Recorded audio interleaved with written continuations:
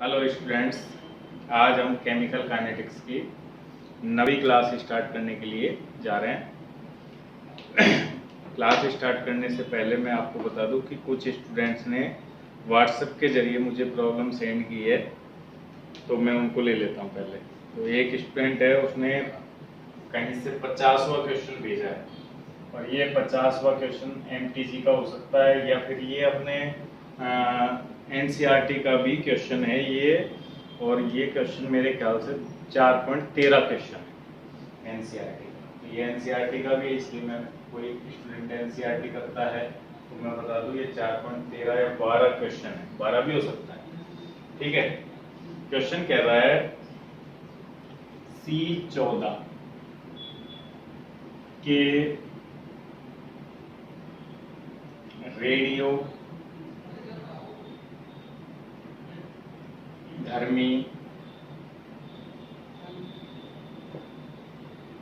6 के लिए अर्धायुकाल, अच्छा इसमें अर्धायुकाल इन्वॉल्व है, तो अर्धायुकाल इन्वॉल्व है तो इस क्वेश्चन को तो थोड़ी देर बाद में लूंगा मैं, क्योंकि मैंने अभी फर्स्ट ऑर्डर का आपको अर्धायुकाल नहीं पढ़ाया है, इसलिए ये प्रॉब्लम अभी नहीं हो पाएगी। उससे पहले एक क्वेश्चन एक और भेजा है उसने, ये ले लेते हैं। द्वितीय कोटि की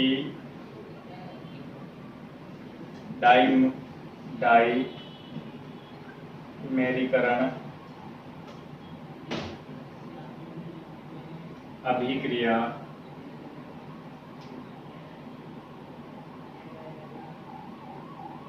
में द्विलक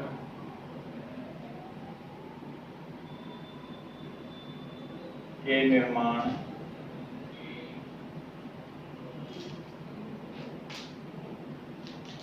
की दर 0.01 मोल लीटर इनवर्स है।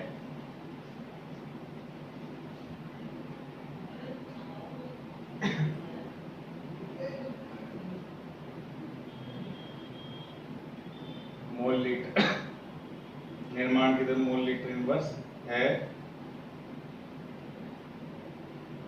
तो मोल लीटर इनवर्स सांद्रण पर 1,00,000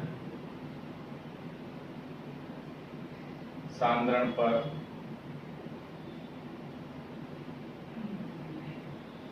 9.1 × 10⁻⁻6 mole litre inverse second inverse है। दर स्थिरांक के पूछा है। ठीक है, कैसे करेंगे इस क्वेश्चन को? तो देखिए, इस क्वेश्चन को करने के लिए द्वितीय कोटि की अभिक्रिया है, तो द्वितीय कोटि के लिए अवकलित दर नियम क्या होगा? तो यहां लिख लेता हूं, द्वितीय कोटि अभिक्रिया के लिए अवकलित दर नियम, जो कि है R बराबर के रिएक्टेंट की सांद्रता की पावर 2, क्योंकि द्वितीय कोटि की है ना रिएक्शन, हम पावर कितनी लेंगे? 2 कंसीडर करेंगे। अब ये कह रहा है, यहाँ हम जानते हैं कोई द्वितीय कोटि की अभिक्रिया होती है, द्विलकीकरण का मतलब है 1,00,000, ये 1,00,000 है, इसके 2 अणु आपस में जुड़ गए, ये मीनिंग है। तो 1,00,000 की सांद्रता हमको कितनी दे रखी है निर्माण में? इस 1,00,000 की सांद्रण पर, तो ये क्या हो गई? ये देखो मात्रक भी देखो, ये वेग का मात्रक है ना, तो ये तो हो गई दर 9.1 × 10⁻⁻6 के हो गया। और यहाँ आएगा रिएक्टेंट जो 1,00,000 है, उसकी सांद्रता कितनी है? 0.01 का पावर 2।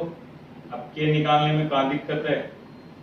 9.1 × 10⁻⁻6 बटा 10 की पावर 2 लिख दूं मैं इसको, 2 की पावर 2, यानी 10 की पावर 2 का मतलब 4 हो गया, 4 ऊपर जाएगा तो प्लस का हो जाएगा, तो आएगा 9.1 इंटू 10 की घात -6, 4 ऊपर गया तो 10 की घात 4, ये कटेगा तो 9.1 इंटू 10 टू दी पावर -2, ये आ जाएगा के का दर नियतांक मात्रक। तो ये ऑप्शन में होगा बिल्कुल पहला ए ऑप्शन है। कौन सा ऑप्शन है? ए। तो ये आपकी प्रॉब्लम एक सॉल्व हो गई है। अब हम नेक्स्ट प्रॉब्लम लेते हैं।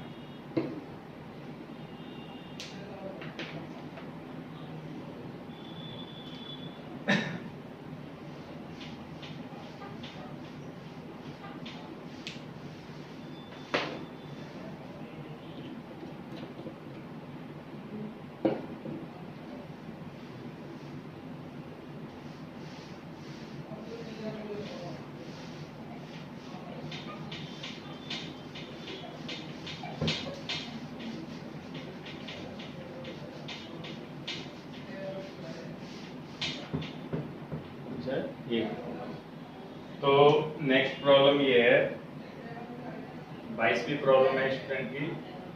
वो पूछता है निम्न में से कौन सा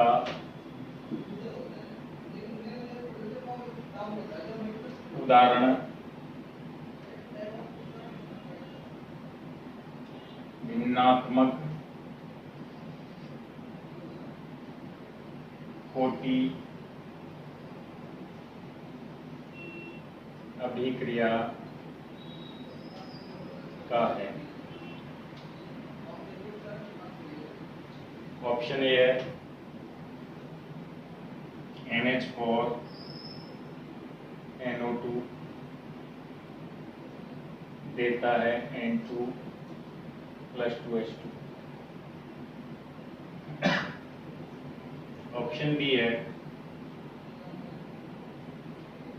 NO + O3 = NO2 + O2। Option C है 2NO + Br2 = 2NO-Br। और ऑप्शन डी है aldehyde CH3CHO CH3 CH4 + CO। अब देखिए बेटा, इसमें डायरेक्ट पूछ रहा है भिन्नात्मक कोटि। तो जब तक कोटि तो आपको पता होगा, हम तब तक नहीं बता सकते हैं जब तक कि दर नियम हमारे सामने नहीं है। विदाउट दर नियम के कोटि बताना संभव ही नहीं, लेकिन इसमें तो कोई दर नियम दिया भी नहीं है। तो ये सारी अभिक्रियाएं पॉपुलर अभिक्रियाएं हैं इस ऑप्शन में। पॉपुलर का मतलब ये है कि ये सब लोग जानते हैं, ये आएगा। अभी आप क्वेश्चन पढ़ोगे कि ये जो अभिक्रिया होती है जो फर्स्ट ऑर्डर की होती है, याद रखनी होती है। याद इसलिए रह जाती है क्योंकि बहुत पॉपुलर अभिक्रिया है, इस पे प्रथम कोटि के सारे क्वेश्चन इस पे बनने हैं, इसलिए सबको याद रह जाती है फर्स्ट ऑर्डर की रिएक्शन। जब हमने ये ओजोन पे इन दोनों अभिक्रियाओं को मैंने क्रिया विधि बताई थी आपको। क्रिया विधि में मैंने आपको बताया था इसकी ऑर्डर तो 3 होता है और इसका ऑर्डर NO और O3, तो इसका ऑर्डर लगभग आया था क्रिया विधि में 2 आया था। ठीक है, अब हमारे पास केवल ये अभिक्रिया बच जाती है। और आप अगर देखोगे तो ये आपका उदाहरण नंबर 4.2 या 4.1, इसमें दर नियम दे भी रखा है P की फॉर्म में, R = K P CH3COOH की पावर 3/2 दे रखी है। ये दर नियम होता है। तो ये अभिक्रिया ऐसे, ये हमको पता होती है, ये नई अभिक्रिया है, तो हम अपने आप फिर ये कहेंगे कि इसमें कोटि कितनी होती है 3/2, जो कि भिन्नात्मक है। इसलिए ये उत्तर आएगा इसमें, इनकी नॉलेज के आधार पर ये उत्तर गया है। क्योंकि ये अभिक्रिया तो खैर ज्यादा पॉपुलर नहीं है, लेकिन ये अभिक्रिया पॉपुलर है और इनकी कोटि हमको पहले हम पढ़ चुके हैं या आगे तुम इसको पढ़ भी लोगे। इसलिए कुछ अभिक्रियाओं को मेमोराइज करना पड़ता है, याद रखना पड़ता है कि इसमें कोटि 3/2 आए। ठीक है, तो इसलिए इसका उत्तर ये हो गया। अब नेक्स्ट क्वेश्चन भेजा हुआ है बच्चे ने, यस शर्मा है ये।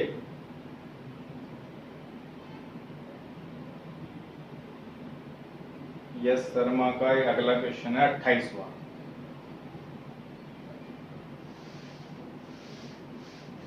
तो इस क्वेश्चन को भी मैं ले लेता हूं। अब देखो ये वापस इसने पूछ लिया, एक अभिक्रिया है।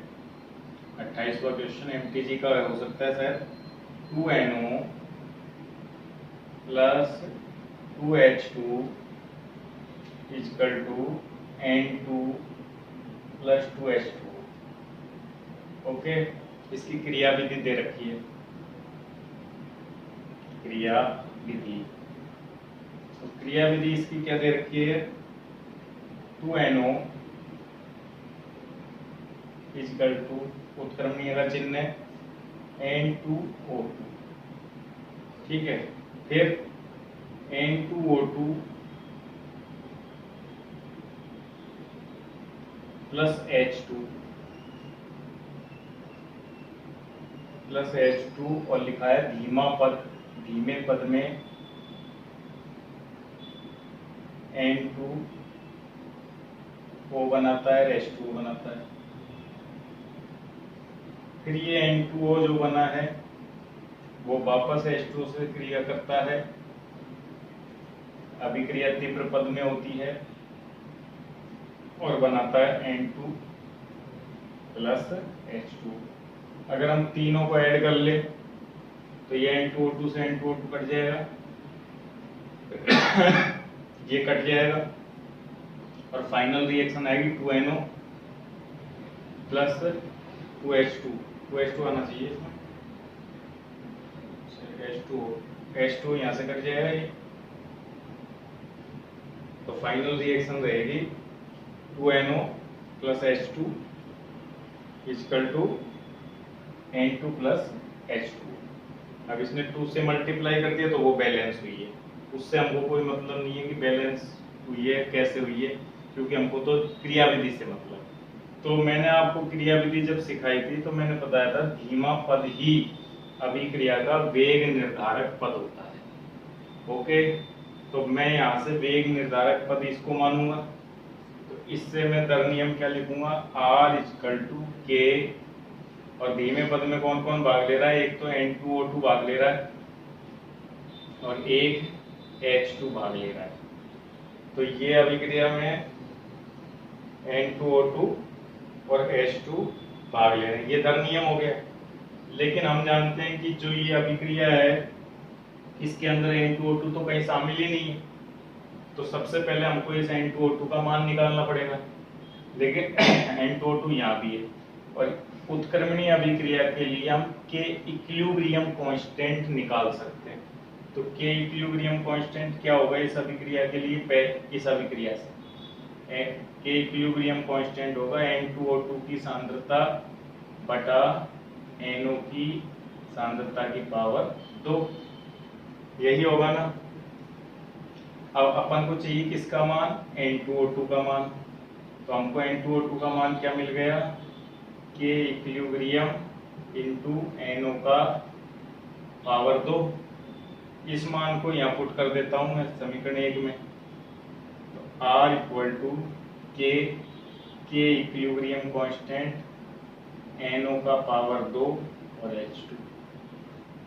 ठीक है, ये दोनों कांस्टेंट है तो एक नया कांस्टेंट हो जाएगा K, और NO का पावर 2 और H2 का पावर 1। अब तुम्हारे उत्तर ये आएगा। अब तुम कहोगे साहब यही आ जाना चाहिए ऑप्शन में, तो यही दिखा रखा है, लेकिन ये इसलिए नहीं दिखा। क्वेश्चन के अंदर अब उत्तर क्या आएगा, जैसे कि तुम सोच रहे थे कि ऑप्शन नंबर डी ये भी है और इसके अकॉर्डिंग कोटि कितनी हो जानी है 3, लेकिन ये नहीं आएगा। अब इसके अंदर ये वाला ऑप्शन नहीं है, लेकिन एग्जैक्ट उत्तर तो यही है, लेकिन ये ऑप्शन ही नहीं है। तो फिर यहीं से हम कोटि बताएंगे, ये दर आएगी इसकी बी उत्तर आएगा इसका। ठीक है, तो इसमें आपका बी हो गया, और बी ऑप्शन नहीं होता तो फिर ये ऑप्शन होता, लेकिन ये ऑप्शन नहीं है, इस वजह से हमने इसको टिक कर दिया। बाकी राइट आंसर ये है इसका। तो ये तो थी एक स्टूडेंट की प्रॉब्लम जो मैंने यहाँ शामिल कर ली है, और भी कुछ स्टूडेंट ने प्रॉब्लम भेजी है, उनको भी मैं ले लेता हूँ।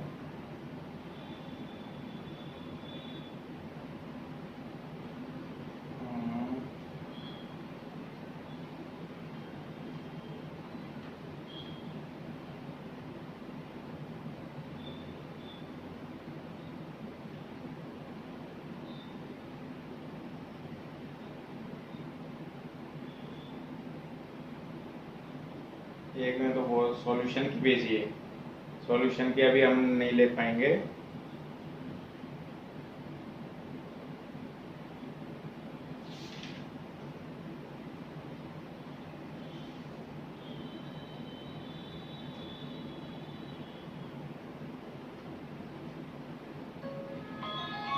एक क्वेश्चन और भेजा है एक लड़के ने, उसकी प्रॉब्लम और ले लेता है।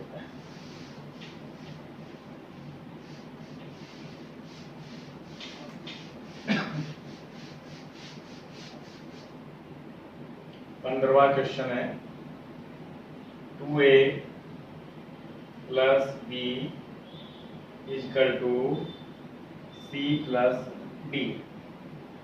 अभिक्रिया की बल गतिकी का अध्ययन करने पर निम्नलिखित परिणाम प्राप्त हुए। तो एक तो प्रयोग, इसमें A का सांद्रता दे रखा है आपको, फिर B का भी दे रखा है, और D के बनने की दर दे रखी है।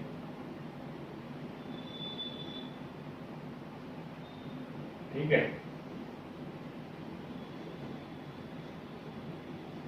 एक प्रयोग, दो प्रयोग, 3 और 4 प्रयोग दे रखे हैं।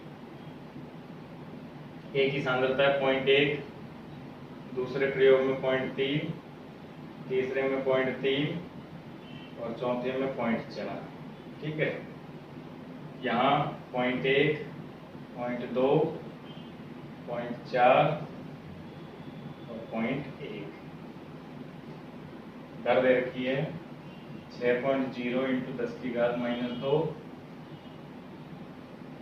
-3 और 7.2 × 10⁻², और 2.88 × 10⁻⁻1 और 2.40 × 10⁻²। तो ये आपके दर नियम दे रखे हैं। ठीक है, अब पूछा है वेग नियम निकालना है, एक तो रेट लॉ, और एक आपको के निकालना है। रेट लॉ आ जाएगा तो के तो आ ही जाएगा। ठीक है, अब वैसे मैंने इक्वेशन बना के सिखाया था आपको, लेकिन मैं आपको इसको डायरेक्ट ही बता देता हूँ कि देखिए यहाँ इस प्रयोग को ले, इसको ले, तो हमको क्या दिख रहा है, A की सांद्रता में कोई बदलाव नहीं आया, लेकिन B की सांद्रता क्या हो रही है, दुगनी हो रही है। यहाँ से यहाँ देखोगे तो क्या हो रही है भाई, दुगनी हो रही है B की सांद्रता।